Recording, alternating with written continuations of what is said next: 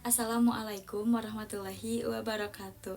Saya Tina Tania Auliana dari PMI 4C. Kali ini saya akan membahas tentang dakwah Islam di Indonesia pada masa kontemporer. Nah, di sini ada dua masa, ada era pra-era 90-an dan pasca era 90-an. Nah, yang pertama ada pra-era 90-an. Situasi pada saat itu sebelum 90-an, situasi umat Islam bisa dikatakan kurang enak atau kurang baik. Kenapa? Karena pemerintah saat itu seperti curiga pada gerakan umat Islam. Ada beberapa kejadian besar yang membuat tegang suasana, seperti peristiwa Tanjung Priuk, Aceh, dan Lampung. Terus ada juga isu-isu seperti komando jihad, pembajakan pesawat, sampai semua rencana pemerintah yang mau buat semua organisasi, termasuk organisasi Islam, punya asas yang sama. Jadi, pada era 90-an banyak sekali kejadian yang membuat hubungan antara umat Islam dan pemerintah menjadi renggang. Akibatnya umat Islam merasa bahwa pemerintah itu seperti mau menjauhkan mereka dari agamanya. Setelah itu muncullah isu-isu seperti akidah dihilangkan, sekularisasi semakin kuat, atau budaya Jawa terlalu dipaksakan. Jadi orang-orang yang dikenal alim atau dekat dengan agama sungkan untuk menunjukkan keislamannya. Kenapa? Karena takut dicap anti pemerintah.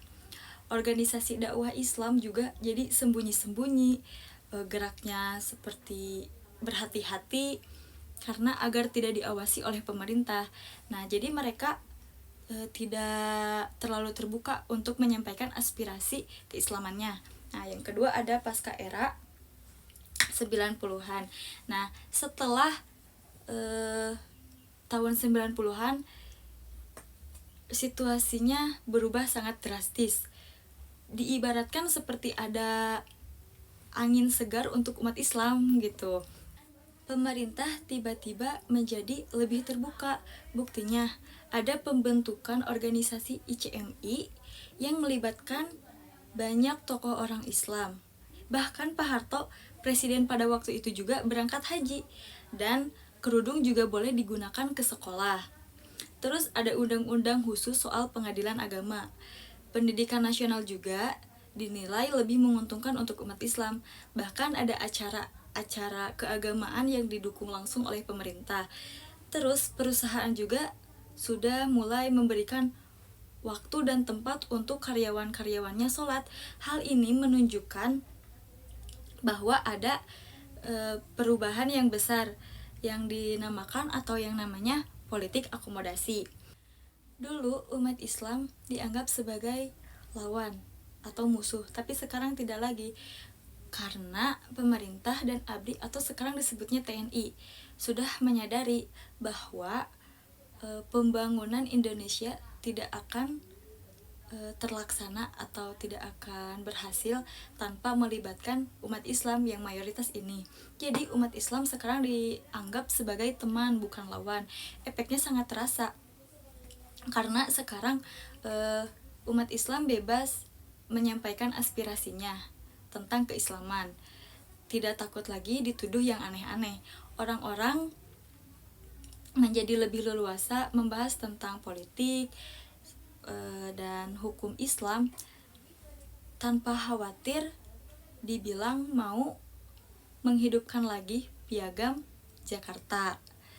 Bahkan beberapa keinginan orang Islam juga akan dikabulkan gitu oleh pemerintah, atau minimal ditanggapi positif oleh pemerintah. Pemerintah juga semakin berusaha untuk tidak menyakiti perasaan umat Islam gitu. Contohnya jika ada kerusuhan di Aceh atau kelompok-kelompok yang dianggap menyimpang,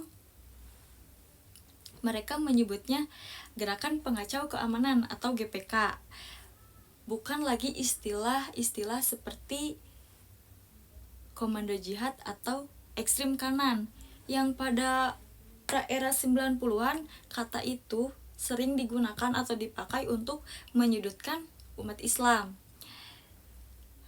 Pokoknya pada periode pasca era 90-an dakwah seperti bola salju yang menggelinding semakin besar tanpa ada penghalang. Tapi tetap saja ada beberapa pihak yang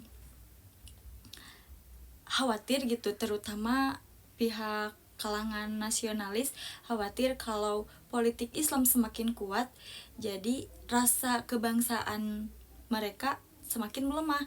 Tapi isu itu tidak berjalan lama, jadi berjalannya cuma sebentar. Meskipun begitu, ada juga orang yang khawatir kalau dakwah Islam itu akan bertahan atau tidak, terus akan bisa merubah perilaku umat Islam yang ada di Indonesia atau malah sebaliknya gitu.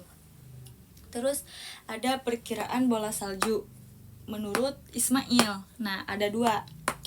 Yang pertama, bolanya besar tanpa adanya penghalang, yang artinya jadi kesadaran beragama mereka semakin luas di semua kalangan. Dakwah Islam juga semakin kuat di berbagai bidang kehidupan. Nah, yang kedua, ada bolanya membesar tapi cuma sebentar. Jadi kayak seperti membesar tapi setelah itu pecah berkeping-keping. Ini bisa terjadi kalau umat Islam menggelindingkannya terlalu semangat gitu, atau persatuannya kurang kuat, atau bisa juga situasinya kurang mendukung, dan bisa juga